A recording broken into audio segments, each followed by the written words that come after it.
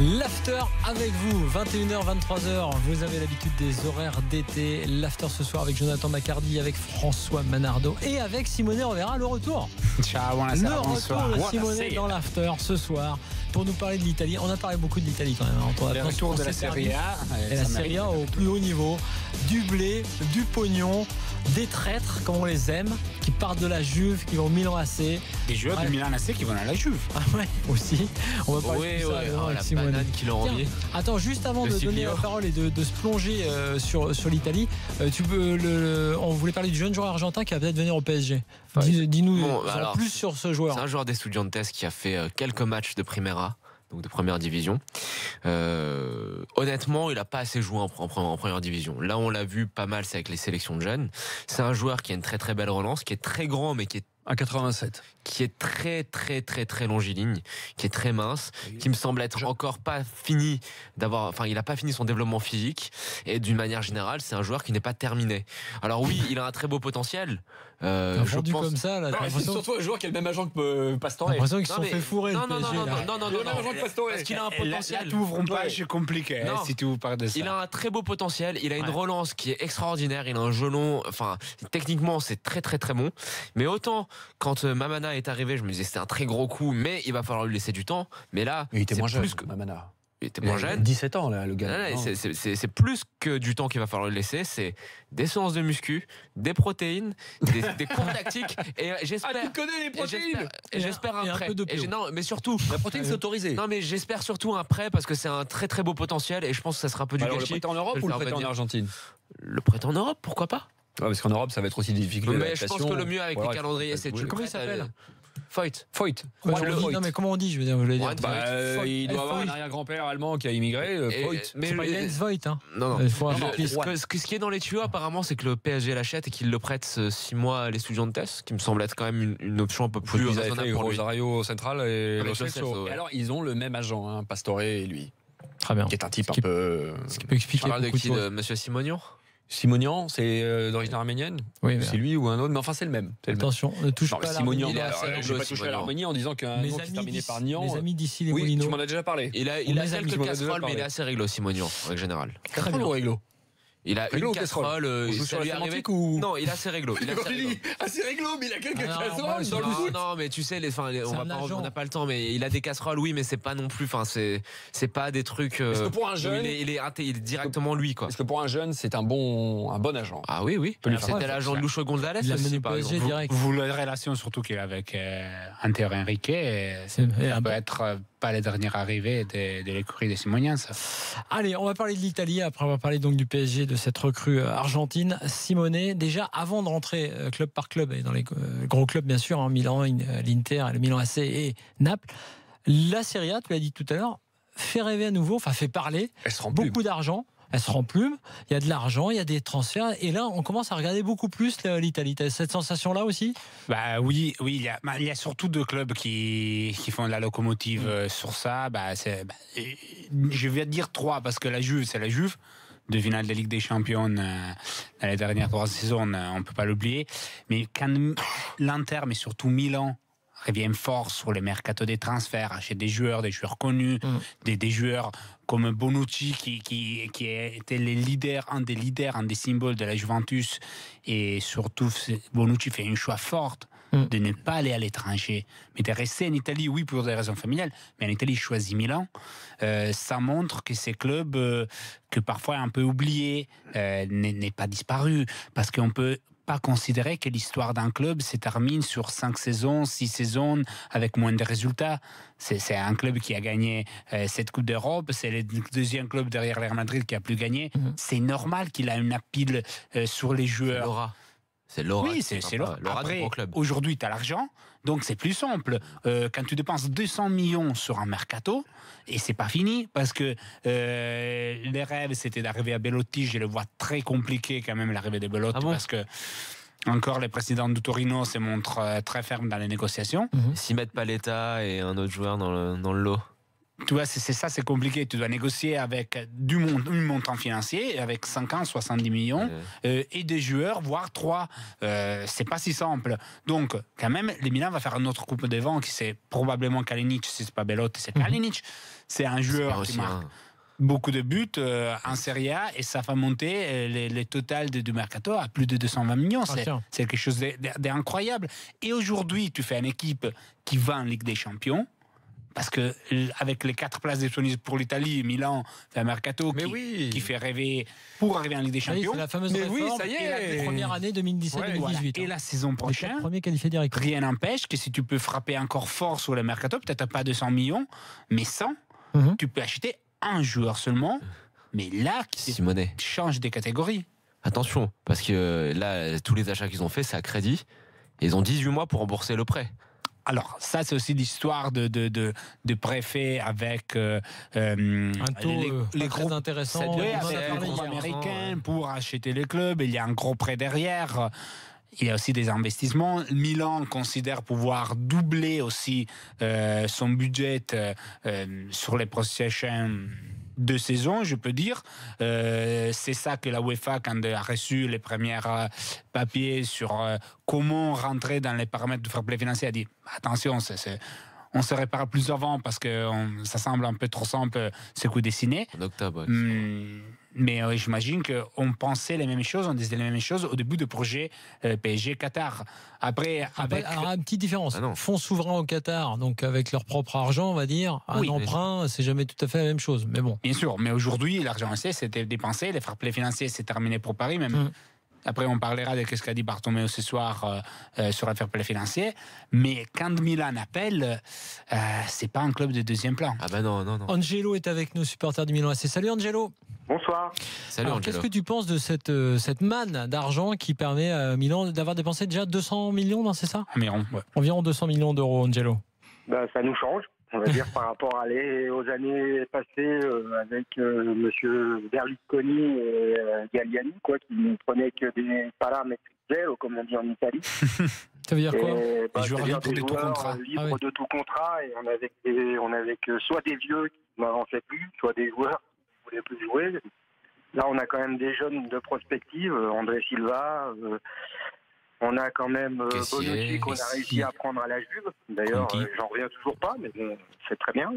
Ça, c'est le gros coup. Je pense que c'est prometteur d'un point de vue sportif, mais derrière, il faut aussi que la mayonnaise prenne. Donc, je pense que Montella a aussi un gros boulot maintenant pour intégrer les 9 recrues qu'ils ont pris jusqu'à présent.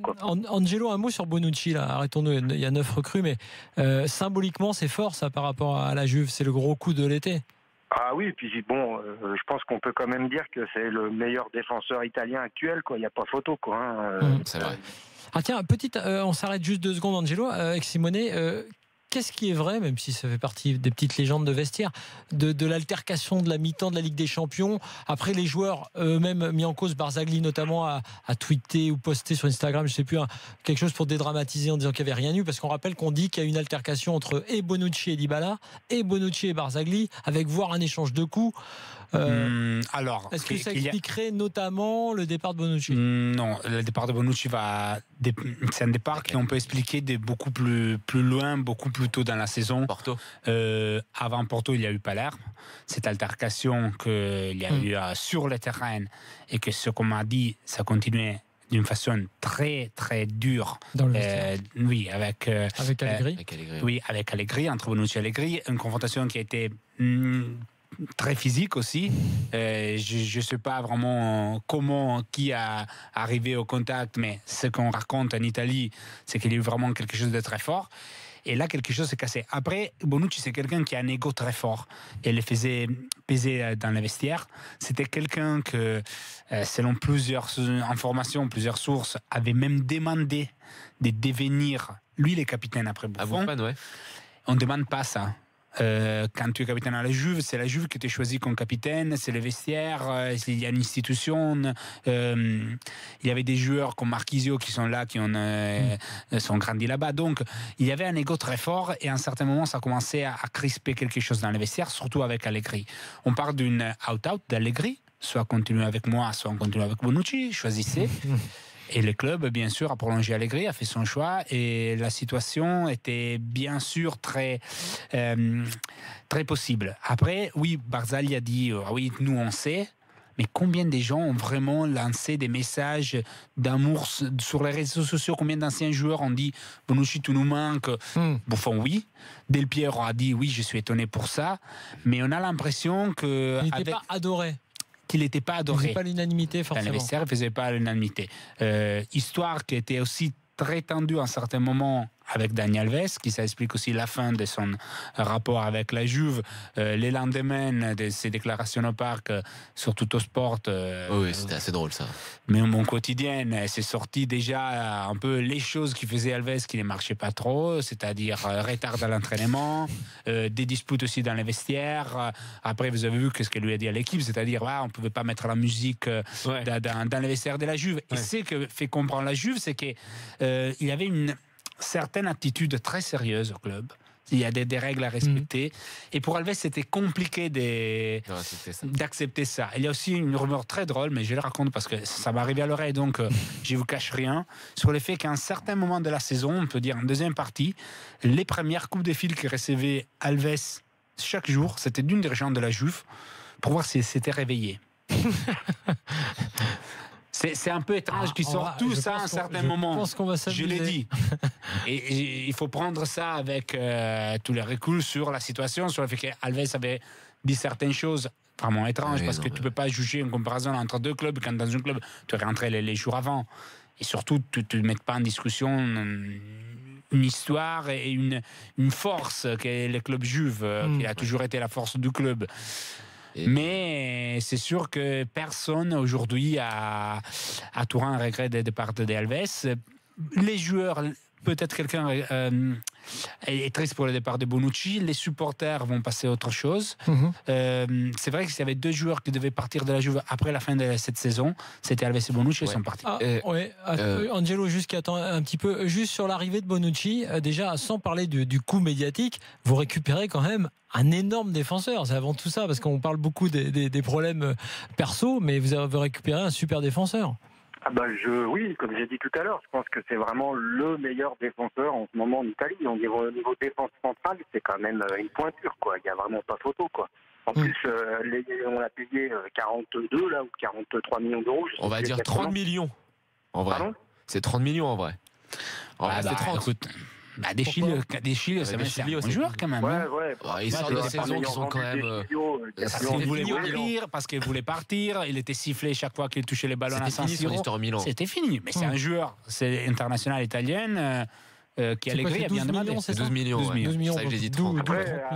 Après, à choisir, je préfère largement Bonucci à De Chilio. Excusez-moi.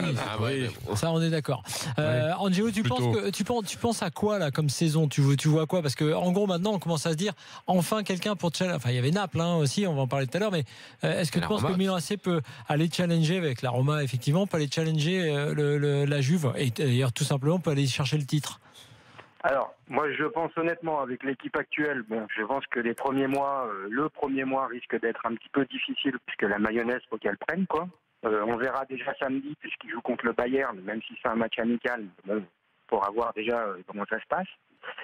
Derrière, après, la semaine prochaine, il y a le tour préliminaire de l'Europa League, où il ne faut pas qu'il se plante non plus, quoi. Par contre, au niveau championnat d'Italie, s'ils n'arrivent pas au moins dans les 3 premiers, ça sera un échec, quoi. Vu ce qu'ils ont dépensé là, c'est pas la peine, quoi. Ok, merci Angelo d'avoir été avec nous. Merci. À bientôt. Oui, tu voulais dire, du coup, alors, on va parler de la Juve maintenant. La Juve. Parce que ils perdent Bonucci. Moi, je suis convaincu que Rugani a les épaules pour prendre sa succession. Mais alors, j'ai vu qu'ils voulaient rapatrier Caldara, qu'ils ont acheté à l'Atalanta, mais qu'ils étaient engagés à reprêter un dans l'Atalanta. Et du coup, qu'est-ce que ça donne? Les prêts, c'est un contrat signé. Donc, c'est vrai qu'il faudrait rompre ces contrats. L'Atalanta aujourd'hui ne veut pas devenir plus faible quand ils sont retrouvés l'Europa League après une saison historique. Donc, c'est pour ça qu'on parle aussi d'autres défenseurs. Il y a le nom de Manolas et d'Evra. Donc, la Juve cherche un défenseur.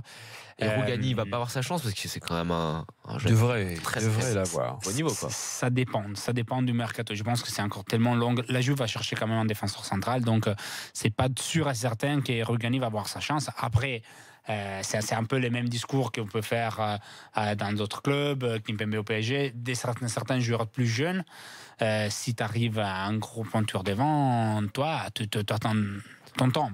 Est-ce que tu penses, par rapport à cette Serie A qui se profile, qu'enfin, il va y avoir un des deux clubs milanais ou Naples, voire la Roma, qui peut enfin aller chercher la Juve? Parce que là, la domination, il faut rappeler que deux fois de suite, Coupe et Serie A, je pense que c'est rarement, voire jamais arrivé dans l'histoire. Il faut un petit peu rebattre les 6 titres consécutifs aussi, c'est compliqué.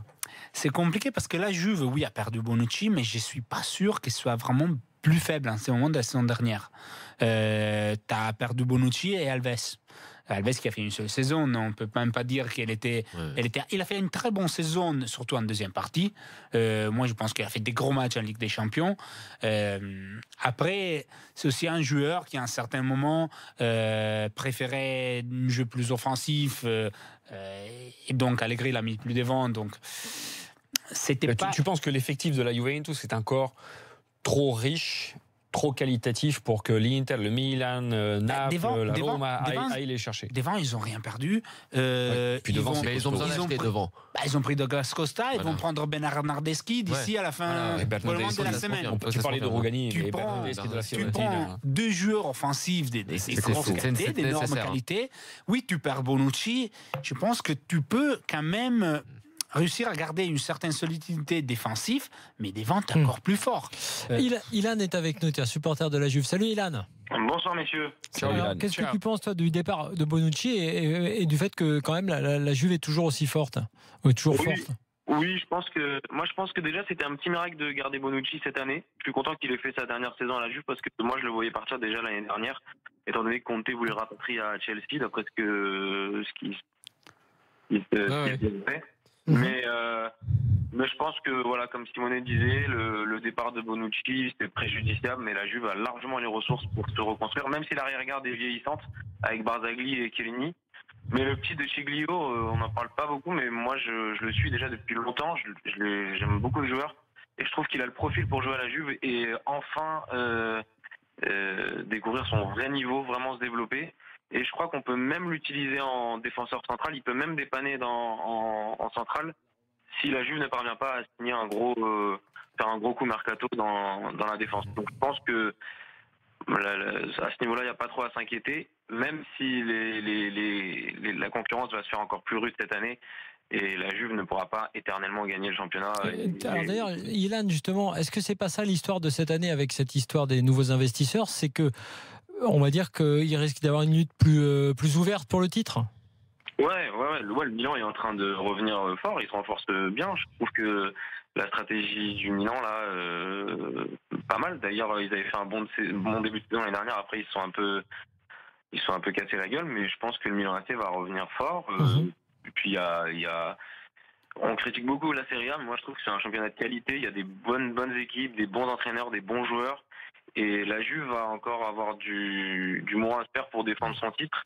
Et même si je suis un supporter de la Juve, je les vois pas gagner un 7e Scudetto d'affilée. Alors tu penses qui pour succéder à la Juve? Moi, je pense que c'est le Napoli. Le Napoli ou le Milan AC, ouais. Je verrais bien le Milan AC revenir très fort. Très fort. Je pense que j'apprécie leur stratégie sur le mercato. Et la Juve... Higuaín, est-ce qu'il va refaire la saison qu'il faut? Dybala a une marge de progression quand même assez importante. Dybala a une grosse marge de progression et ça va être il va pas prendre une gifle à la mi-temps de la finale de Ligue des Champions. Après, sur Dybala, une chose que je ne vais pas dire, les messages de Alves qui dit à Dybala, pour progresser, tu dois quitter la Juve. C'est aussi des choses comme ça. Exact, on avait oublié ça. À la Juve, certaines choses ne sont pas trop aimées. Voilà. C'est vrai que là pour le coup, Alves, pour ça, il va pas garder. Les supporters vont pas. C'est un souvenir impérissable. Non, mais même si en demi-finale de Ligue des Champions, en quart de finale, la Juve doit les remercier. L'espoir, c'est qu'ils répètent des grandes saisons comme ça. C'est un tout quand tu joues pour un club comme la Juve. C'était vraiment, on me racontait, c'était quelque chose une ovni dans une vestiaire comme celui de la Juve qui n'est pas les vestiaires qu'on voit parfois sur les réseaux sociaux. De Barcelone à Turin, c'est déjà tous les joueurs français qui ont évolué en Italie te disent que c'est une discipline de fer, une rigueur, et cette discipline elle est encore plus incarnée par la Juventus. On remercie Ilan qui était avec nous au 32-16. Donc, par rapport au Napoli, c'est que surtout ils ont gardé tous leurs joueurs. Milik va faire la saison d'entrée.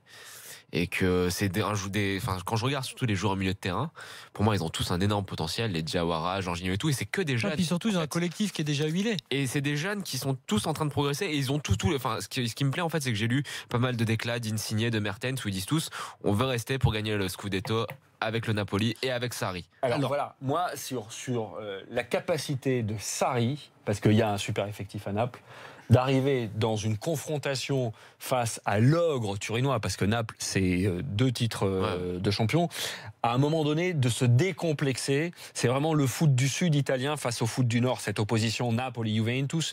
Et moi, j'attends de voir si Sarri va réussir, parce que s'il réussit ça, ils lui font une statue, Ils auraient dû faire une statue à Maradona dans les années 80. Là, s'il réussit ça, il faut lui faire une statue à Sarri. C'est sûr que si l'homme du Scudetto, c'était Maradona, il est citoyen d'honneur déjà. Depuis peu de temps. Si l'homme des Scudetto des années 80, c'était Maradona, bien sûr. Si Naples arrive au titre, c'est Sarri, les vrais patrons. Et moi, je rappelle une phrase qu'il avait dit il y a 3 ans.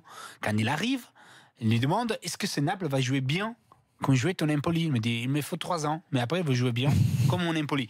Et on est dans déjà très bien. Et on est dans cette saison définitive, on peut dire, parce que si tu gardes l'effectif, et De Laurentiis a fait des efforts financiers pour garder Mertens, pour garder Hamsik, pour prolonger Insigne, et la chose plus importante, qu'il y a toujours eu une sorte de manque de confiance à Naples de parler de titres.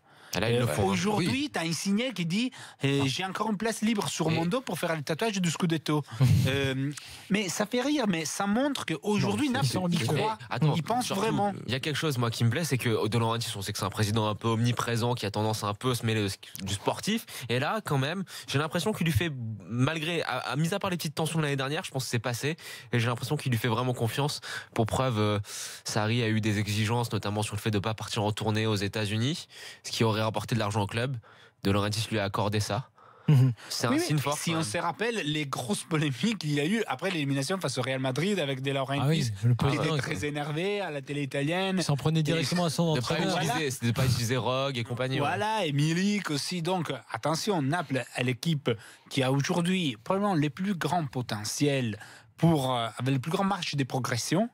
Mais on est déjà dans une situation où Naples peut viser très, très haute les titres. Et je considère, Naples comme les vrais antagonistes de la Juve. Si la Juve tombe sur une situation qui n'est pas celle qui devrait être, c'est-à-dire la Juve avec son effectif et encore. Et s'ils achètent, si Naples achète un autre défenseur central en plus. Parce que allez, on a parlé de Naples, de la Juve, du Milan AC. Dans quelques instants, on va parler de l'Inter et de la Roma, puisque Mathieu nous attend, supporter de la Roma, et comme ça on aura fait pas le tour, parce qu'il y a plein de choses à dire, mais déjà une bonne revue d'effectifs de cette Serie A italienne. À tout de suite dans l'after.